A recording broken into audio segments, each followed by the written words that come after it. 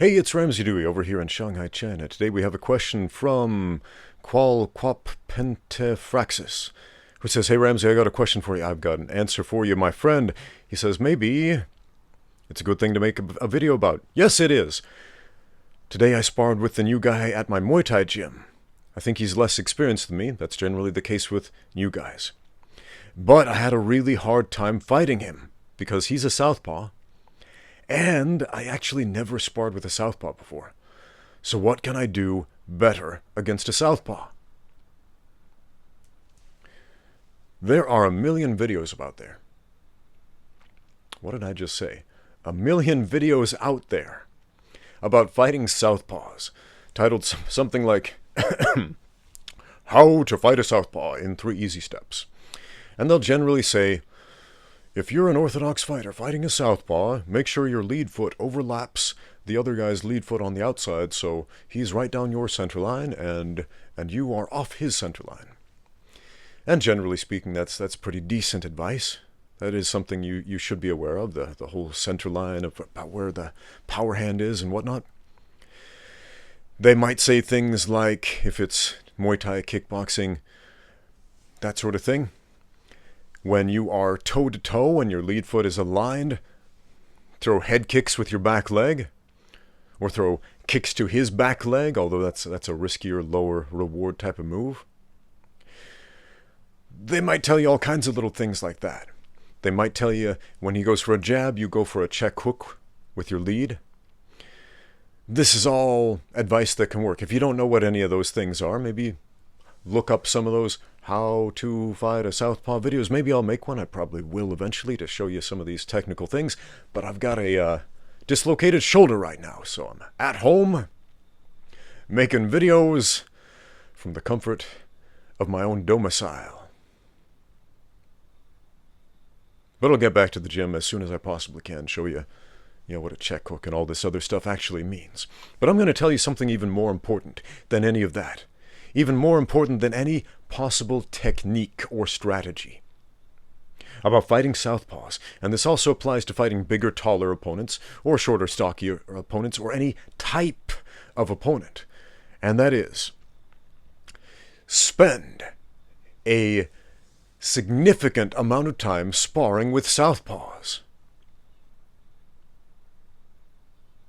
And that's important for a couple of reasons. One, they all fight differently. They're all different people. They're all going to approach that problem, that is you, fighting them, in a different way. But they will all have similarities. They've all got their right hand in the lead and their left hand in the back. So spend a lot of time sparring with Southpaws. And the more you do this, the more you're going to realize there are more Southpaw fighters per capita than there are Southpaw or left-handed people in the world, per capita. I think, how many left-handed people are there in the world? I don't know the actual percentage, but the percentage of Southpaw fighters in the gym is considerably higher for some reason. I think it has to do, and this is just a guess, with left-handed people kind of being dealt a raw deal, given a crappy hand by a lot of society. Not that left-handed people are intentionally discriminated against, but if you've ever tried to use a pair of right-handed scissors if you're left-handed, or if you try to use a pair of left-handed scissors if you're right-handed, you'll know exactly what I'm talking about. These are not compatible with my skill set, with my innate, inborn manual dexterity.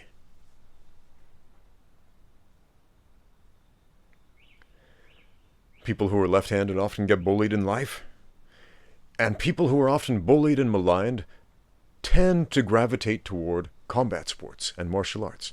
So I've noticed, at least in my experience, a huge percentage, a disproportionate percentage of Southpaws in the gym. One of my greatest coaches was a Southpaw. Actually, 3 of my greatest coaches were Southpaws. 1 MMA coach and 2 boxing coaches. And because I've had so much exposure, so much experience sparring with and training under Southpaws, I feel absolutely confident sparring and fighting and training with Southpaws. Whatever you are not familiar with is going to be a mystery to you. So I could show you the perfect technical approach to fighting somebody fighting opposite stance to you. However, that would not do you the type of good that is spending a few minutes in the ring or on the mat with somebody opposite stance from you will give you. So if you want to learn how to fight Southpaws, spar a lot with Southpaws. If this is the only Southpaw you know, go out there and find some more. If you want to train to fight bigger fighters, if that's a puzzle to you, spend a lot of time sparring with bigger fighters or taller fighters or guys with a longer reach. That is the answer.